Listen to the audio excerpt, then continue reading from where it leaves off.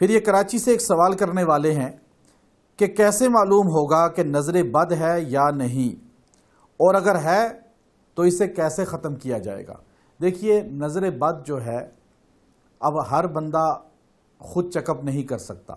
اگر ہر بندہ یہ خود چیک کر سکے کہ مجھے نظر بد ہے، جادو ہے یا جنات ہے، تو پھر مہارت رکھنے والے یہ اللہ نے ہر فیلڈ میں ماہر رکھے ہیں۔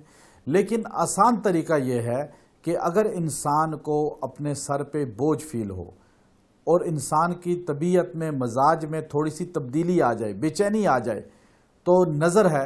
اور نظر بد کا سب سے مجرب عمل وہ اللہ رب العزت نے قرآن پاک کے اندر سورہ نون والقلم کی آخری 2 آیتیں رکھی ہیں۔ سورہ نون والقلم کی آخری 2 آیتیں اگر 7 بار دم کر کے مریض کو پلائی جائیں اور مریض پر دم کی جائیں تو انشاءاللہ نظر ہر قسم کی ختم ہو جائے گی۔